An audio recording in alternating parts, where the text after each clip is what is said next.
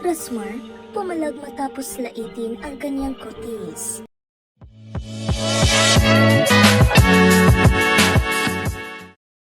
Hindi pinalampas ni Rosmar Tan ang mga ibinabatong batikos sa kanya ng ilang netizens sa social media kaugnay sa isang video na kuha sa kanya ng ilan sa mga taong kumain sa kanyang viral na parasan.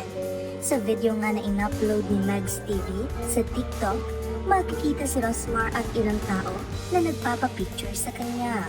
Makikita rin na buhat-buhat pa nito ang kanyang anak. Matyagang nakipaglitrato si Rosmar sa mga fans na gustong magpa-picture sa kanya at talaga namang all smile ang CEO/social media personality. Gayunpaman, sa comment section ng nasabing TikTok video ay maraming netizens nga ang nilait ang pisikal na itsura ni Rosmar, partikular na ang kanyang kutis. Mababasa nga sa mga komento ng ilang netizens ang di umanong malaking pagkakaiba ni Rosmar sa nasabing video kumpara sa mga video na ina-upload niya sa TikTok. Dagdag pa ng ilan na gumagamit lamang umano ng filter si Rosmar sa kanyang mga video kaya nagmumukha itong maputi at makinis. Iba kulay pero sa cam niya sobrang puti niya. Nag-iiba talaga itsura niya pag ibang phone na gamit. Ang dry ng buhok niya dyan. Ang layo sa TikTok niya, filter kasi. Kamukha niya talaga si Sander Ford. Akala ko ba sobrang kinis at perlas ang kutis niya. Iba talaga pagka iPhone, filter. Hala, ba't ganyan mukha niya? Kakatakot pala. Agad namang dinipensahan ni Rosmar ang kanyang sarili laban sa mga laiteran ng bashers. Anito ay noon pa man raw ay isa na siyang uri ng babae na hindi pala ayos sa sarili. Hindi rin daw siya mahilig mag-makeup ng mukha. Ang itim ko daw pag sa ibang camera pag walang filter. Di po ba pwedeng minsan maitim, minsan maputi, minsan mataba, minsan payat? Kailangan laging perfect?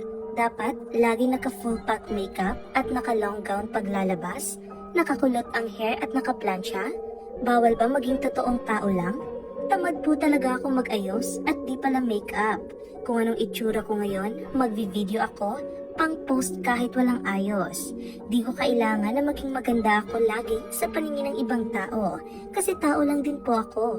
Hindi talaga ako pala makeup at pala ayos at lumalabas din ako kahit walang ligo at nakapangbahay. Paliwanag pa niya na depende rin daw sa araw at ilaw kung bakit nagiging maitim o maputi ang isang subject sa camera. Madalas rin naman siyang nasa labas kasama ang kanyang asawang si Jerome at marahil sa kakaswimming na rin kung kaya't medyo nangitim ang kanyang balat. Ayan yung camera ng iba versus post ko sa TikTok ko. Magkaiba ba? Parang di naman. Siyempre, minsan maputi, minsan maitim. Depende sa ilaw at araw. Madalas kami nasa outdoor firing at gala, swimming.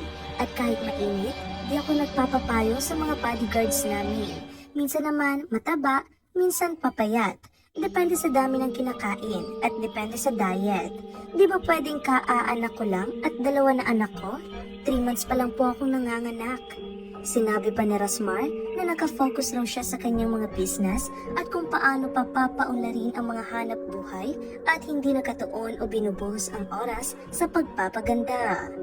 Focus po kasi ako sa business at sa buhay ko, kung paano mas mapapaganda ang future at hindi sa buhay ng iba. Try to reflect. May maganda po bang buhay na nag-aabang sa inyo, sa kakabash nyo? May savings na ba kayo, kakabantay nyo sa buhay ko? Kumikita ba kayo o tamang tambay sa FB kasi walang pinagkakakitaan?